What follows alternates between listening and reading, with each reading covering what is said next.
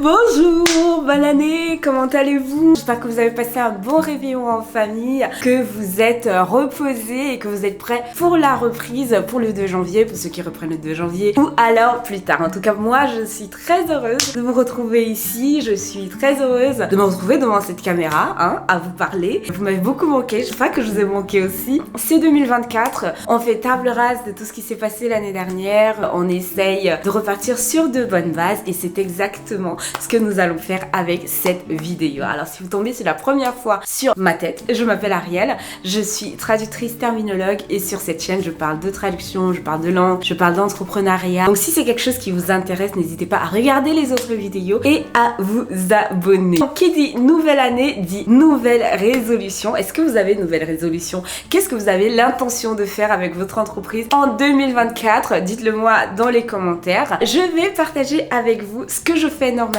en début d'année pour mettre les bases d'une année réussie, c'est-à-dire faites des astuces pour faciliter ce début d'année et vous assurer qu'en fait le reste de l'année se passe carpe diem. La première chose que je fais généralement en début d'année, c'est de me fixer des objectifs clairs. Quel est le chiffre d'affaires mensuel que vous voulez faire en 2024? Quel est votre objectif annuel en termes de chiffre d'affaires ou de revenus? Vous prenez ce que vous voulez. L'essentiel, c'est que vous ayez un chiffre clair dans votre tête que vous allez noter quelque part et qui va être en fait votre objectif mensuel et votre objectif annuel. Pourquoi est-ce qu'il faut se fixer un objectif? Alors, mon expérience m'a montré que les années où je me suis fixé un objectif mensuel, j'ai tout simplement tout fait pour atteindre cet objectif-là. Je ne sais pas si c'est psychologique, mais quand on se fixe un objectif, généralement, quand on voit qu'on ne va pas atteindre cet objectif-là, on devient très créatif et on commence à trouver des moyens d'atteindre cet objectif-là. Donc, l'essentiel, c'est de se fixer un objectif, de le noter quelque part et de le mettre dans sa tête parce que, bizarrement, votre tête va vous le rappeler que voilà, tu t'étais fixé un objectif de 5 000 € ou alors de 10 000 € par mois et bah là, tu n'es qu'à 1 500 €. C'est le moment de faire quelque chose pour atteindre cet objectif-là. Donc, il faut se fixer des objectifs clairs, autant en matière d'argent qu'en matière de travail. Combien de jours est-ce que je vais travailler par semaine? Combien d'heures est-ce que je vais travailler dès le début d'année pour pouvoir voir des résultats? Alors, la deuxième chose, c'est que je vais revoir ma stratégie marketing. Alors, ça veut dire quoi? Ça veut dire que je vais voir avec quels clients est-ce que j'ai travaillé en 2023, quels sont les nouveaux clients avec lesquels j'ai travaillé, quels sont les anciens clients qui ne m'ont plus envoyé de demande, quels sont les anciens clients avec lesquels j'ai continué de travailler. Donc, il faut dresser un petit bilan de tout ça pour avoir une idée claire de combien de clients on a là. Est-ce que ce nombre de clients-là nous permet d'atteindre nos objectifs en matière de chiffre d'affaires ou alors il va falloir augmenter ses tarifs? C'est à vous de voir en fait par rapport à la situation de votre entreprise et par rapport à votre situation personnelle. Comment est-ce que vous voulez réformer votre stratégie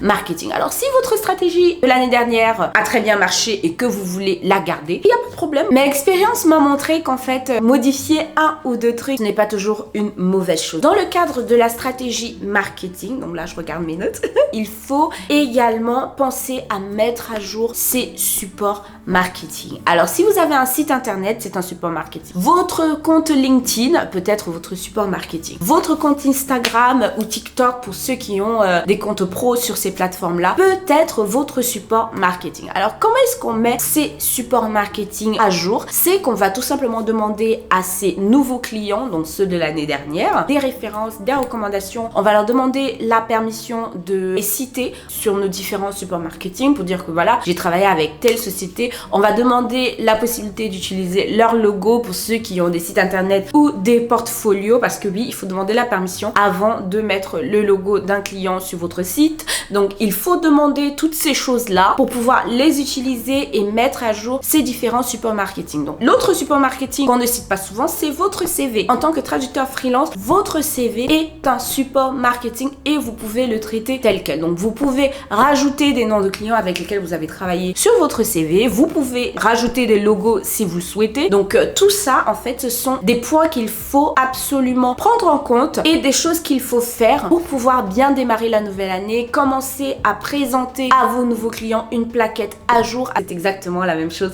que je vais faire de mon côté. Cette année, j'ai l'intention de refaire mon site internet, donc le site internet de Fat Translation, qui est ma société de traduction, dont j'avais un site internet jusqu'à il y a un an, où j'ai trouvé qu'il était devenu un peu désuet, qu'il ne reflétait plus forcément ce que moi je voulais refléter, ou alors ce que je voulais que mon entreprise reflète comme image. Donc je vais refaire un site internet, et pour ça j'ai l'intention de passer par Hostinger. Hostinger qui est un hébergeur qui vous propose d'héberger vos sites internet, mais aussi de pouvoir créer votre site internet en quelques minutes grâce à leur website builder, qui est en fait une plateforme qui vous permet de créer votre site internet à partir de modèles qui sont déjà là. Donc si vous voulez un site internet mais vous ne voulez pas forcément passer par un designer, et que vous voulez quelque chose qui aille vite pour avoir un site statique que vous allez partager avec vos clients, n'hésitez pas à passer par Hostinger. Je vais vous laisser le lien dans la description qui vous permet de profiter de tarifs préférentiels. Alors en plus de mettre mes supports marketing à jour, ce que je fais également, c'est que je vais revoir tous mes contrats, que ce soit contrat d'assurance, contrat de téléphone, contrat d'internet, tous les contrats que je souscris par rapport à mon activité professionnelle. Je vais revoir les contrats pour voir s'ils correspondent toujours à mes besoins, à mes exigences, s'il est possible de les revoir à la baisse. Parfois, vous savez, vous souscrivez des contrats parce que vous avez un besoin sur le moment, mais l'année d'après, vous n'avez plus forcément ce besoin-là. Donc, essayez de voir, n'hésitez pas à appeler les prestataires pour leur dire, voilà, est-ce que vous pouvez me proposer un meilleur deal? N'hésitez pas à faire jouer la concurrence. Business is business. Si vous pouvez économiser un peu d'argent ici et là, c'est toujours une bonne chose. Alors, j'en profite pour dire que si vous n'êtes pas membre d'une association professionnelle de traducteurs et que vous avez passé votre diplôme en 2023, ne ratez pas cette occasion de rejoindre une association de traducteurs professionnels. C'est quelque chose qui va vous permettre de vous démarquer de la concurrence, et la concurrence, il y en a. Donc si vous pouvez utiliser quelque chose qui vous permet de vous distinguer des autres, n'hésitez pas à le faire. Alors en plus de revoir mes contrats et d'essayer de les renégocier et tout, j'essaie de profiter au maximum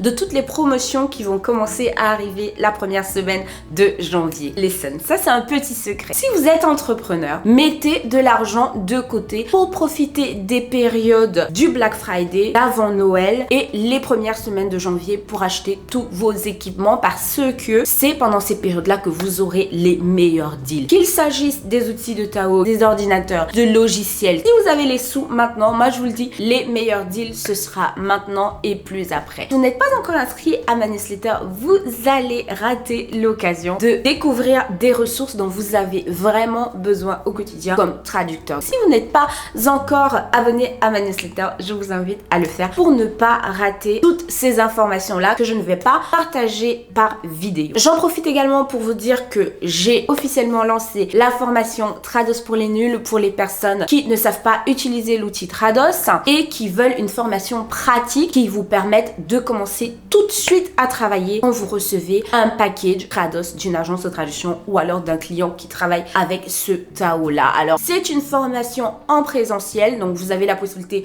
de poser toutes vos questions. Vous sortez de là en maîtrisant parfaitement l'outil de façon pratique, donc on va laisser tout le blabla tout autour pour se concentrer sur les notions dont vous avez vraiment besoin au quotidien pour pouvoir travailler avec Trados. Donc si vous êtes intéressé et si vous voulez dès ce début d'année apprendre à travailler avec Trados comme un traducteur ou une traductrice pro, n'hésitez pas à cliquer sur le lien dans la barre d'infos pour vous inscrire et réserver votre place pour la formation Trados pour les nuls. J'en profite également pour vous dire que les ateliers de traduction reprennent en janvier. Le premier atelier aura lieu le 6 janvier, c'est un atelier marketing anglais-français. Le deuxième atelier aura lieu le 13 janvier, c'est un atelier anglais-français technique. Il reste 2 places pour l'atelier du 6 janvier au moment où je tourne cette vidéo. Je ne sais pas si au moment où elle va sortir, il y aura toujours de la place. Et il reste une seule place pour l'atelier du 16 janvier 2024. Donc, si vous voulez participer aux ateliers de traduction, je vous laisse bien entendu également le lien dans la barre d'infos pour aller réserver votre place sans attendre, parce que ça part vraiment super